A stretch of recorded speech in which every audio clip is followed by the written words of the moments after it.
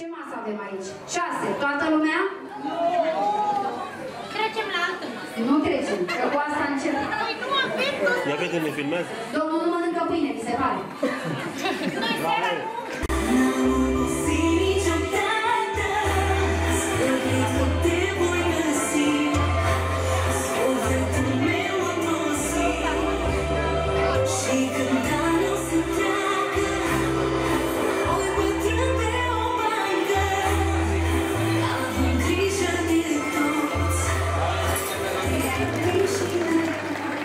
O avem pe mama Aniei, ce ia să vedem?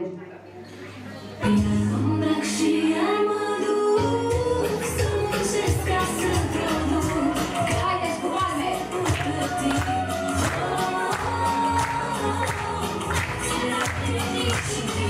Case, case și nimic!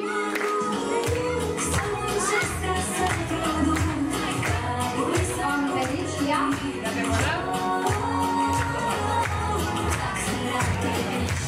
Dacă dumneavoastră nu alergați, nu mai alergă nimeni. Bun, doamna Ilioiu!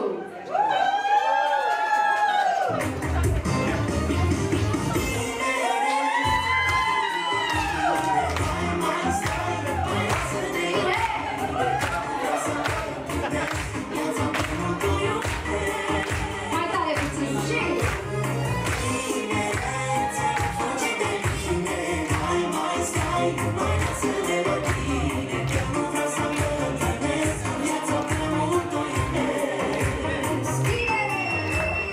Aia a fost. Lasă, verific. Verific? O lăsăm așa. Toată masa cu farcit. Bun. Domnul Pirpiliu, să știți că eu am negociat foarte mult cu doamna doctor să vină. A zis că intră pe ambulanță de noapte. Aprobați, e corect. Ați picat la mijloc, asta e, iertați-mă, merge! Magdalena, Magdalena, artistă de cinema. Magdalena, Magdalena. Pentru doamna doctor să trăiască! Magdalena, Magdalena, artistă de cinema. Magdalena, Magdalena. Magdalena e frumoasă. Luminescu, noaptea acasă. Magdalena, Magdalena. Magdalena, Magdalena. Am nimerit, da? Bun. Și acum pentru domnul Preda nou venit în grup, ceva frumos. Hai!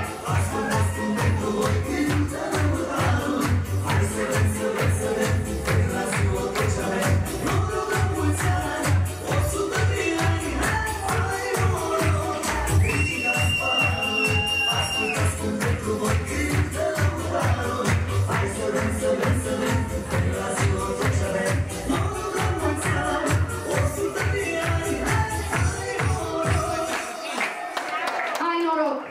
Mulțumim pentru că sunteți alături de noi astăzi. Pentru doamna Geavlete, ia să auzim.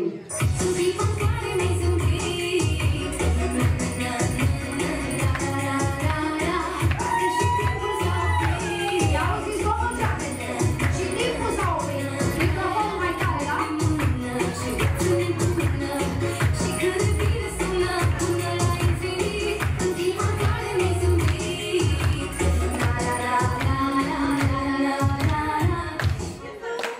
Bun. Deci de la un zâmbețet, cu drag, domnul Geavlete. Hai să auzim. Bine!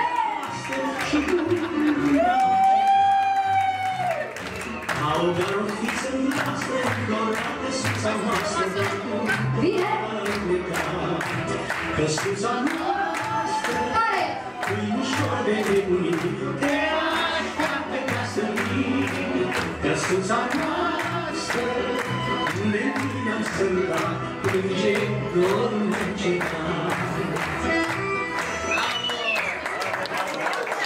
Mă bucur că sunteți fericiți și mulțumiți până aici. Să vedem la doamna Sava.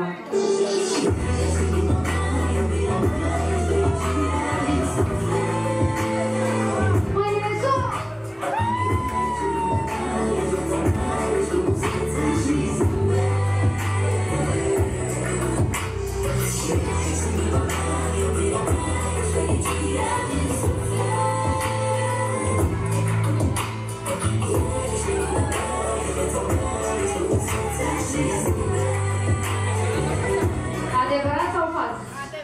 adevărat. Și acum să vedem pentru domnul Sava. Nu știu să trăiesc dacă nu te iubesc. Și vrei să respir fără să te găsesc. Te-aș iubi îndrăzesc ca focul ce arde fără nicio plăcere. Mulțumesc frumos! Doamna Andrei. Nu știu cu ce ți-am greșit și de ce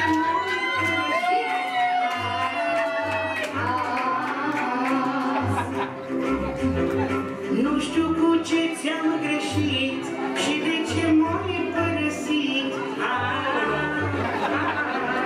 Am zis că trebuie să ne distrăm. De înapoi n-ai mai venit și la mine n-ai gândit. Hai cu domnul Andrei.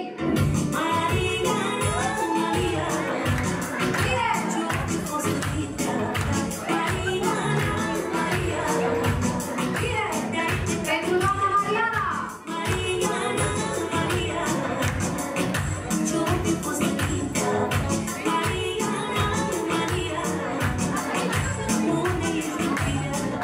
Doamna Nica. Ia să vedem. Cine? E mama mea. E mama mea. Ia uite.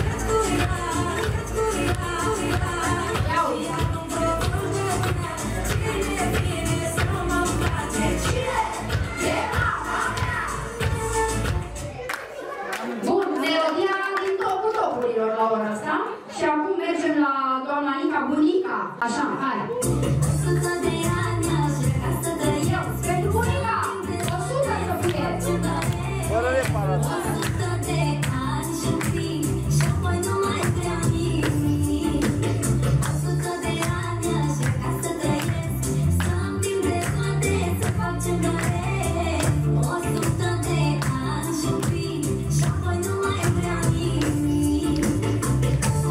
Cam asta e viața bunica, să vă dea Dumnezeu 100.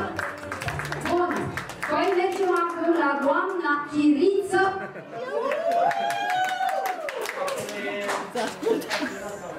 Ia să vedem ce surpriză avem pentru doamna Chiriță astăzi.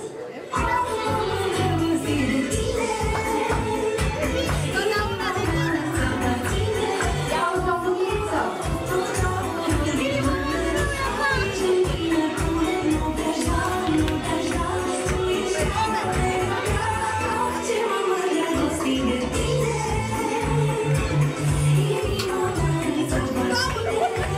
A căzut și scaunul, e pe spate. E corect? Tu ești averea mea, deci cam atât, acolo se oprește averea, ca să știți. Și pentru domnul Chiriță, ia să auzim. Așa e. Aici, aici. Așa.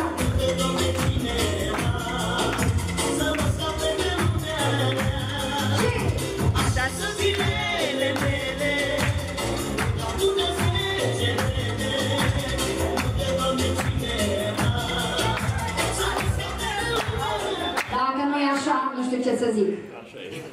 Bun, și o familie nou venită în grup. Eu cred că nu s-au speriat până acum, poate nici de acum încolo. Bine ați venit pentru doamna Lovinescu.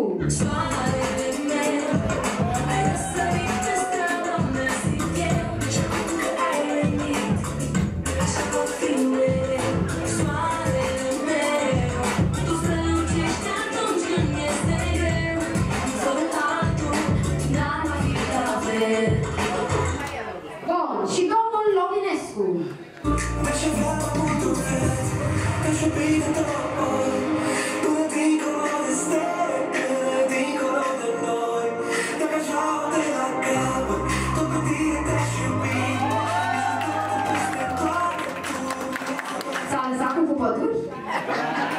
Nu N-am văzut nimic. Eu am văzut, eram cu ochii telefon, dar am vedere panoramică.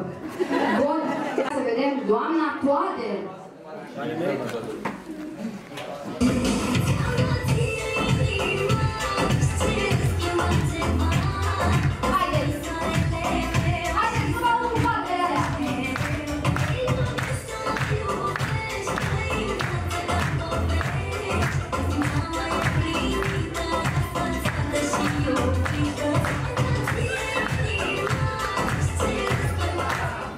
Domnul Toader.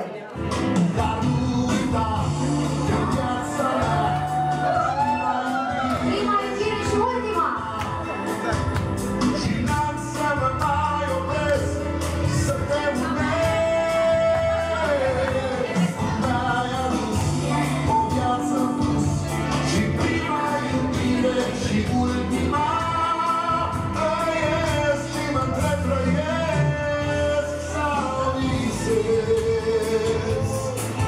Frumos! V-am venit? Vedeți ce înseamnă o vacanță la Analea împreună, cât de bine ne cunoaștem? Bun. Mai departe, doamna Anastase.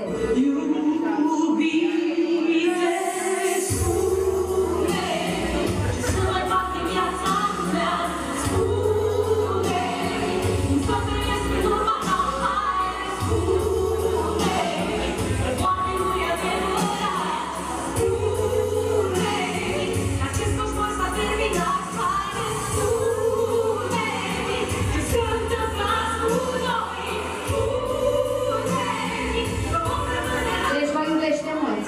Ar fi un coșmar dacă n-ar fi așa. Ia să vedem la domnul Năstase.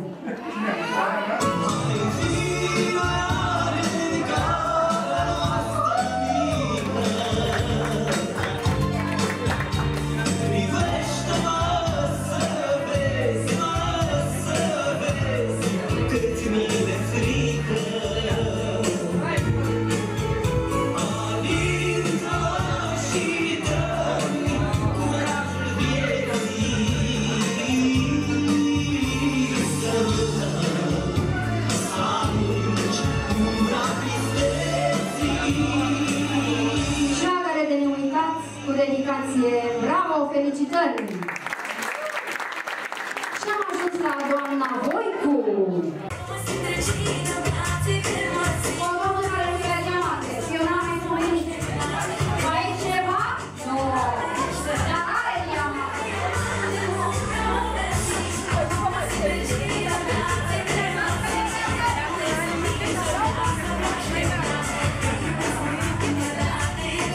Te iubesc oricum, asta era.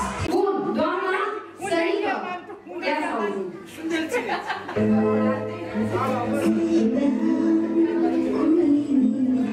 Nu putea să fie altceva.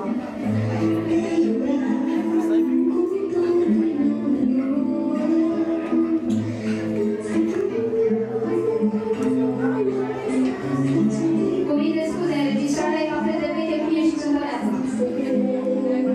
Păi da, puteau să o refacă, dar nu există o variantă.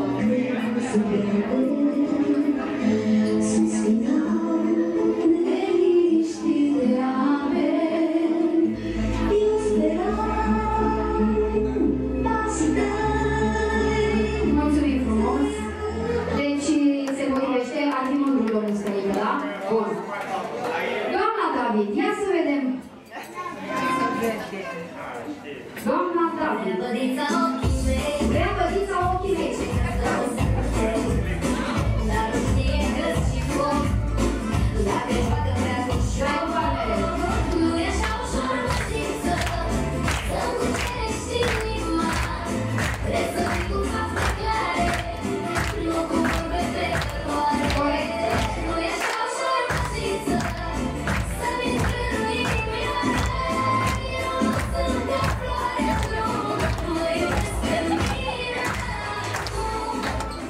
Cu plăcere.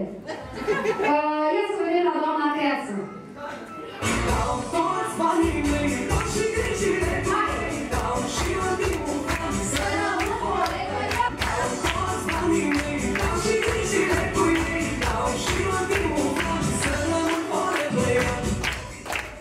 Deci și banii și ultimul franc, dar forever Yankee cel mai important. Bun, ia să vedem, doamna Mororescu. Ia să vedem. Hai, spune-mi cine, te mai auzi ca mine, niciodată nu discuti iar la, lasă-mă să-ți schimba general, cine, te mai află și mine, spune să-i dacă te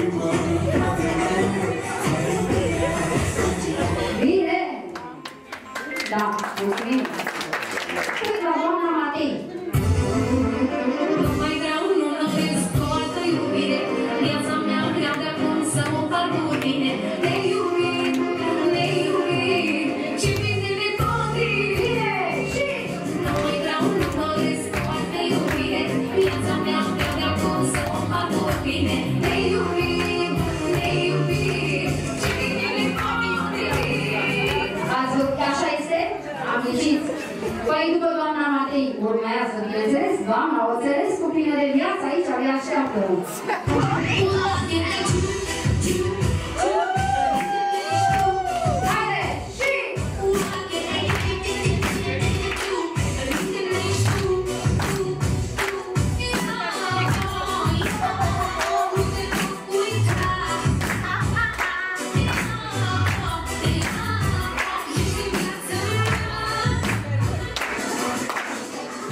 Am mers, da? Doamna Putină, haideți. șampanie și vin, Șampanie și vin. Bine! Și...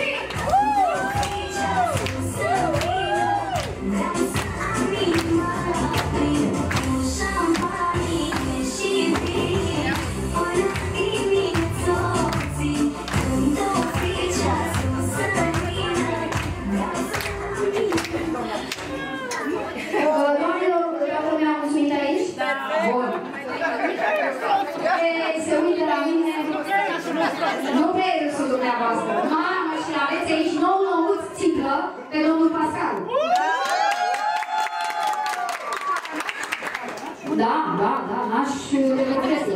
Bun. Hai să vedem la doamna Vârlan. Doamna Vârlan, singură, nu e părăsită, dar e singură. Independentă.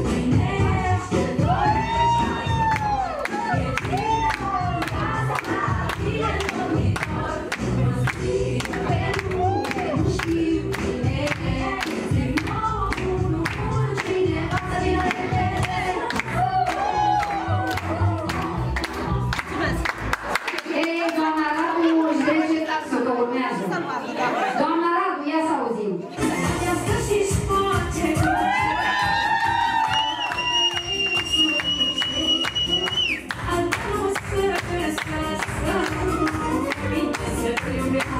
Batea stă și-și face cruce. Du-te, Marie, du-te! Cruce, găsești oriunde.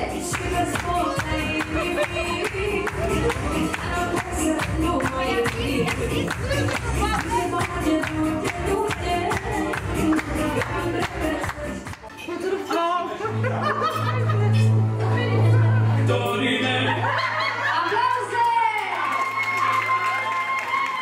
Mai tare!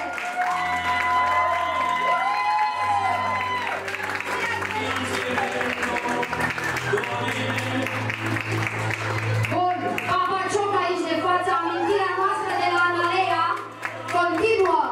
A venit din Delta, nu ne întrebăm dacă a prins pește, că nu se întreabă, vedem mai după aia, ne mai împrietenim.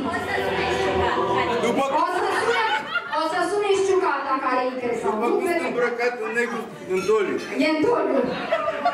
Bun, acum domnul Aurel, hai să zic unde am rămas. Am rămas la doamna Cincă.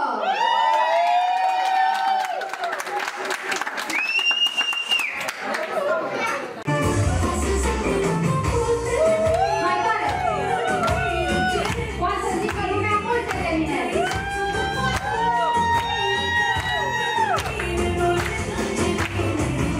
Să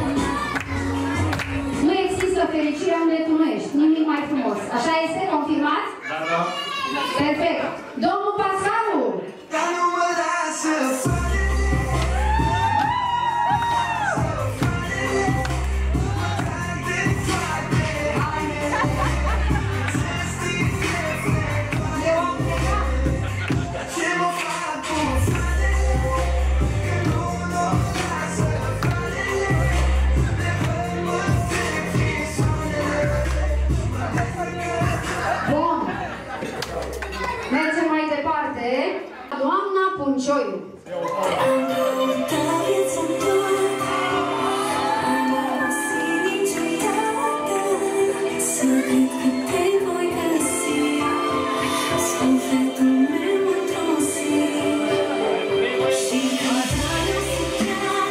Vă rog, sănătate, Doamne ajută!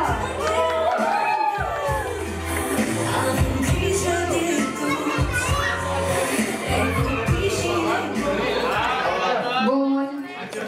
A mers? A, se pregătește. Excepțional. Se pregătește domnul Puncioiu.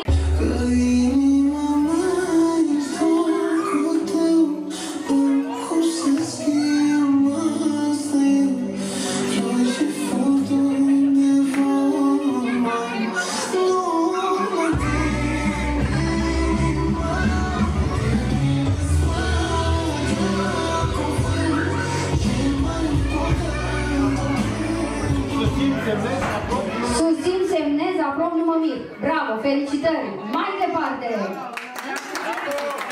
O doamna Mădălina.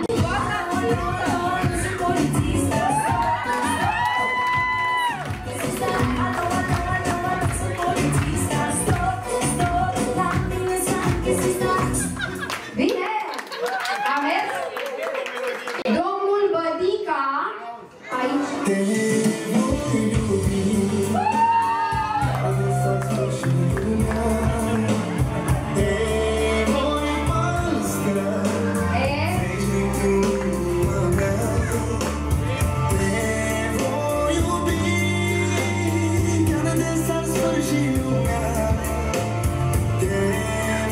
Are lacrimi în ochi, mor! Și băieții plâng câteodată. Bravo! Cu drag. Ia să vedem la doamna Marin. Scoateți ce aveți în gură, așa. Trinitas.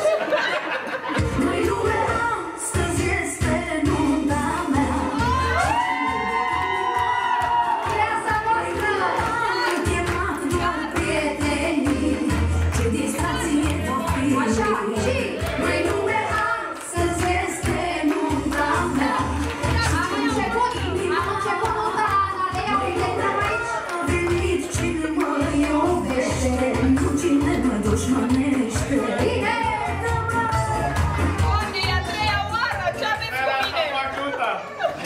Bun, un moment de liniște. Vă rog frumos, este foarte important să păstrăm un moment de liniște ca atunci când a venit Părintele și ne-a zis rugăciune. Domnul Marin, în picioare, vă rog să vă vadă lumea. E un moment solemn. Liniște.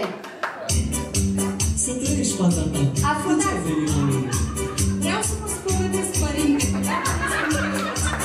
Bine ai făcut fata ta de că ai venit la mine. Ascultați. În biserică la mine se face slujbele de bine. Dar eu la slujbele mele primesc fete tinerele. Fete tinerele. În biserică la mine se face slujbele de bine. Dar eu la slujbele mele primesc fete tinerele. Doamna Blânzanu. Coroniță cu diamant,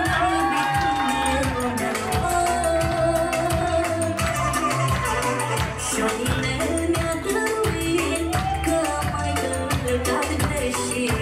Am mai călcat greșit. Coroniță cu diamant, iubițelul meu mi-a dat. Și-o inel ce mi-am dorit, să-l iert că am greșit. Bun, acum lumea nu știe povestea, că na, trebuie să zic că domnul soț este bijutier de elită și atunci e cu coroniță cu diamant, nu așa orice. Se vede, da. Bun, mergem mai departe. Domnul Brânzanu.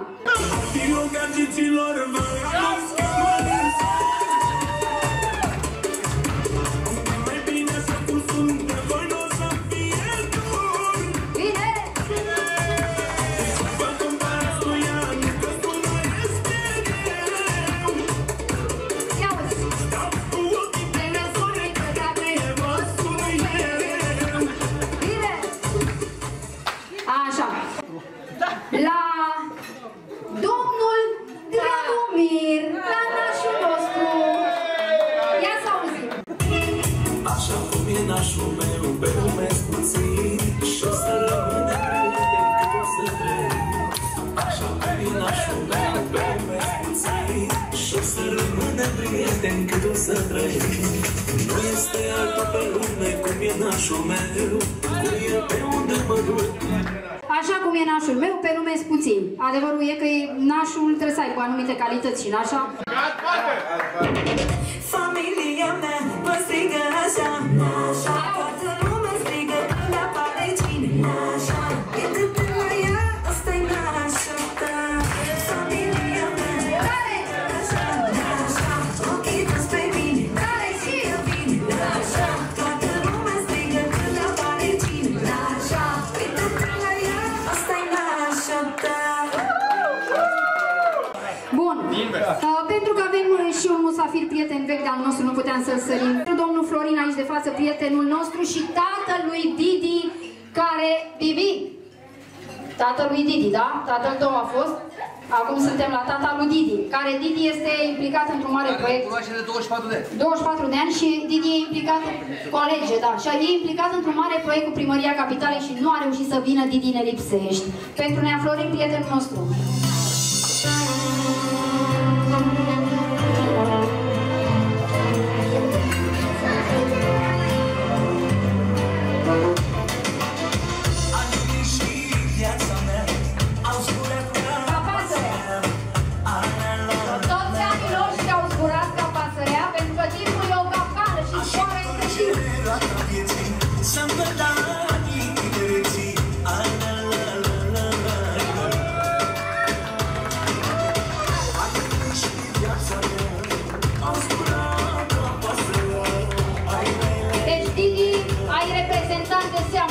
De fiecare dată. Mulțumim frumos! Și ia să vedem dacă mai este ceva pentru domn profesor. Nu te grăbi? Sincer, e cel mai greu e la tine, pe cuvânt de onoare, dacă nu e cel mai greu.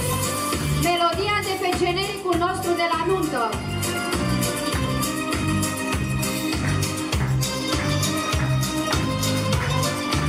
Cel mai greu a fost. La nașul și la tine, pe cuvânt.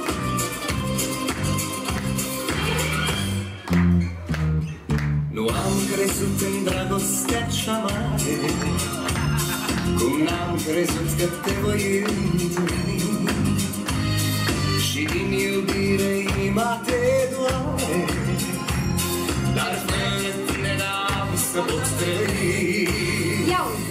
Iubirea înflorește primăvara, în nopți cu lună plină aud chitara, în brațe eu te țin întâia oară. Iubirea mea, tu ești o floare rară. Iubirea... Mulțumim frumos! Mulțumesc din suflet, sper că v-a plăcut! Noi vă mulțumim!